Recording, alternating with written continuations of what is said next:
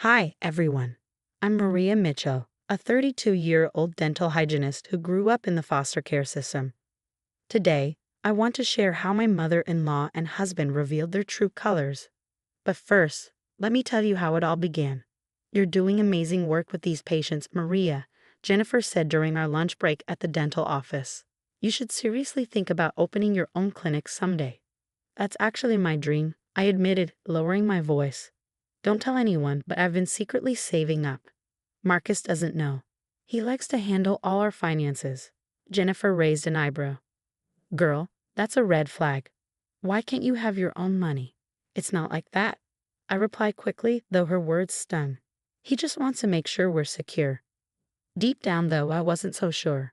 Marcus, my husband of 3 years, had a knack for masking control as care.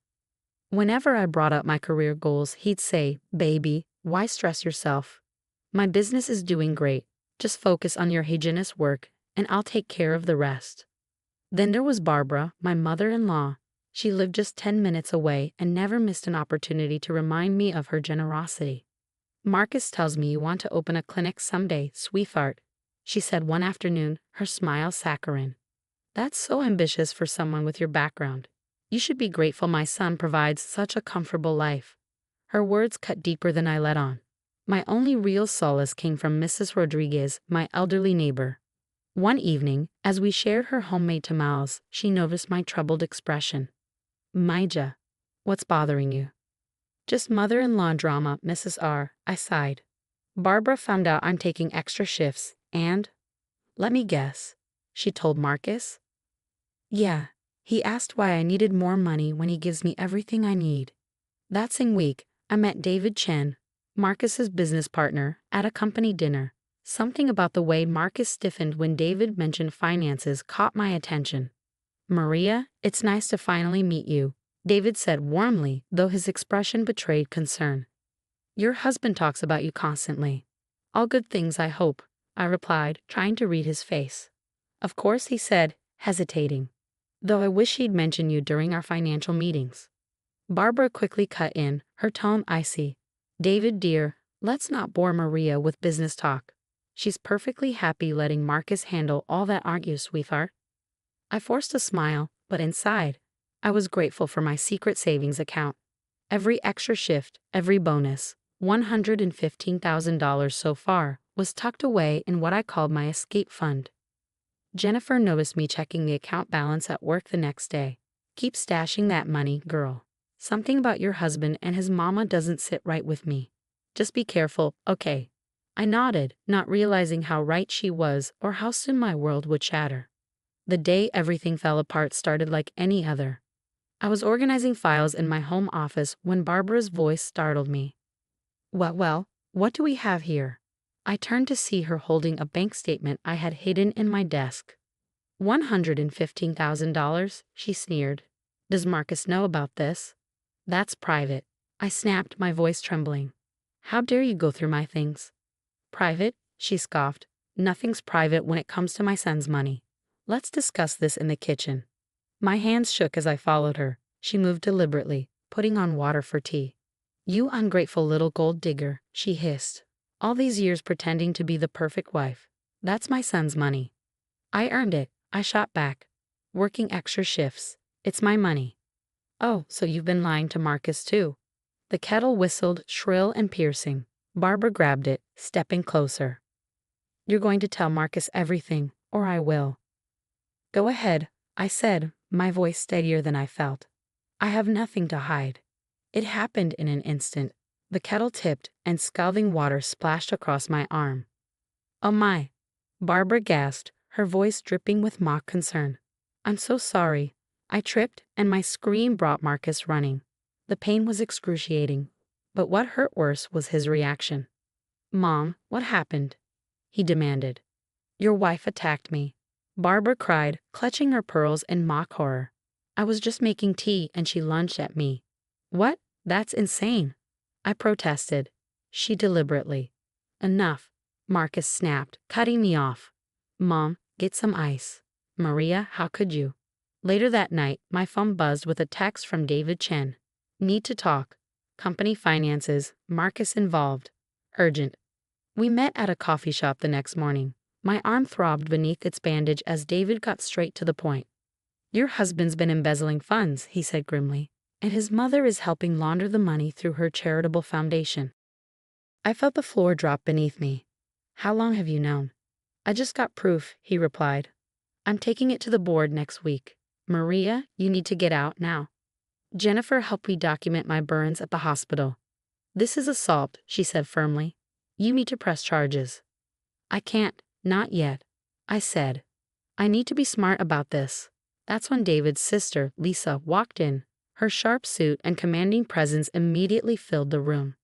David told me everything, she said briskly. I'm a lawyer. We need to talk strategy.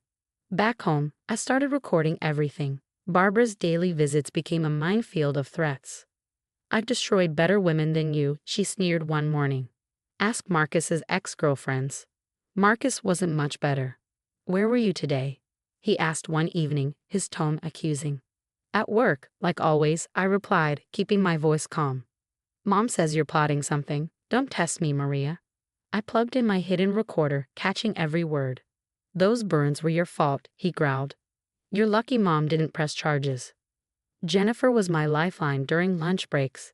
I found you a safe apartment, she said, sliding me a key. 3 months deposit paid. I can't let you. Shut up and take the help, she snapped. Lisa's got your legal stuff covered. We're getting you out. That night, I stared at my burned arm in the mirror, and everything became crystal clear. The controlling behavior, the gaslighting, the accidents, it was all connected. Barbara hadn't stumbled upon my savings, she'd been searching for ammunition. And Marcus, he wasn't just complicit. He was worse than his mother. I sent everything to Lisa, bank statements, recordings, photos of my burns, documentation of Marcus's growing financial control over the years. Her response was immediate. Got everything. Building your case, stay safe, and act normal. 2 more weeks, max.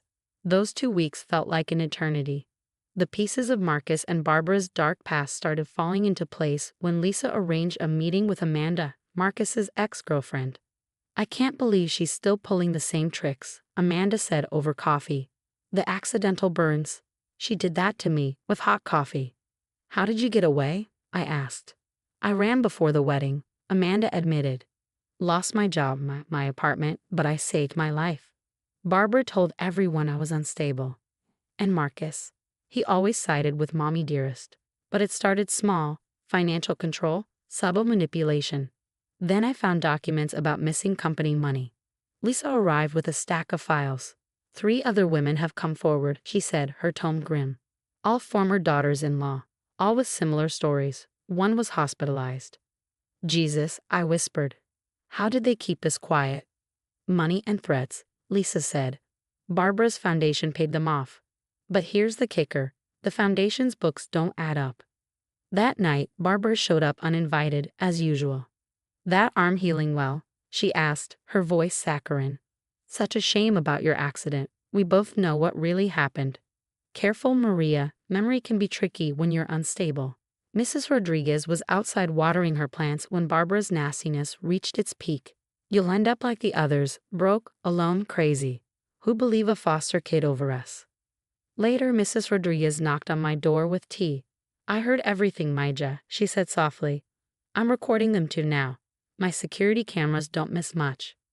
Jennifer helped me secure my savings, transferring small amounts under $10,000 to avoid detection. Let Marcus think you're still working extra shifts, she said. The money's safe now. David called an emergency meeting at his office. The board meets next week, he said. I've got proof of everything, embezzlement, foundation fraud, all of it. What about Barbara? I asked. She's the key, David said. The foundation is her weak spot. Once that falls, the rest will collapse. Back home, Marcus's paranoia was escalating. Mom says you've been asking questions about the foundation, he said sharply. Just trying to help with the charity work. I replied evenly. Stay out of it. And what's this about you talking to Amanda? Amanda? I asked, feigning confusion. Your ex? I don't even know her. His face darkened. You're spying on me. No, I said calmly. You just messed up your own story. Barbara stormed in later that night. You think you're smart, playing detective. I learned from the best, Barbara, I said, my voice cold. How many daughters-in-law before me? You ungrateful little. Mrs. Rodriguez's voice cut through the tension from the doorway. Everything okay here? She asked, her tone sharp. My cameras picked up some shouting. Barbara's face turned ghostly pale. She knew she'd been caught. The next morning, I met Lisa. Everything's ready, she said, sliding a folder across the table. The board meeting is tomorrow. David has all the evidence. What about my recordings? I asked. Safe, Lisa assured me. We're building a separate case for the abuse. But the financial crimes? That's our silver bullet. That night, I overheard Marcus on the phone with Barbara. She knows something, he hissed. No, I can't just make her disappear. The board meeting. David wouldn't dare. He paused, his tone growing darker. Fine, I'll handle it. I texted Jennifer. It's happening tomorrow. Her response came immediately. Your apartment's ready. Go pack. Looking at her wedding photo, I felt nothing but disgust. Tomorrow their perfect little world would shatter, and I'd be gone before the pieces hit the ground. The next morning, I watched Marcus leave for work, pretending everything was normal. As soon as his car disappeared around the corner, I sprang into action. Jennifer texted, everything's set at the new place. Within an hour, my essential belongings were packed. Mrs. Rodriguez hugged me goodbye. Your moving truck just left, Maija, she said with a smile. Barbara's watching from her window. Perfect timing, I replied. The board meeting starts in 30 minutes. By the time the chaos erupted, I was already in my new apartment. Jennifer called with updates. David just dropped the bomb. FBI agents walked in during the meeting. You should see Marcus's face on the security feed. What about Barbara? I asked. She showed up screaming and made it worse. They're both being questioned now. The headlines came fast. Local business owner and mother arrested in multi-million-dollar fraud scheme. But the real satisfaction came from the follow-up stories exposing their history of abuse. 6 months later, my clinic opened its doors. Jennifer ran the front office like a pro. Next patient, she said one afternoon, handing me a chart. Another foster kid, she added. Dental school scholarship. Send them to my office first, I replied. I want to talk to them about our mentorship program. The karma was sweet. Marcus got 7 years in federal prison. Barbara's foundation collapsed, her reputation ruined. Her country club friends pretended not to know her, and legal fees devoured her savings. Then came Marcus's letter from prison. Maria, I'm so sorry. I see now what Mom and I did was wrong. Please give me another chance.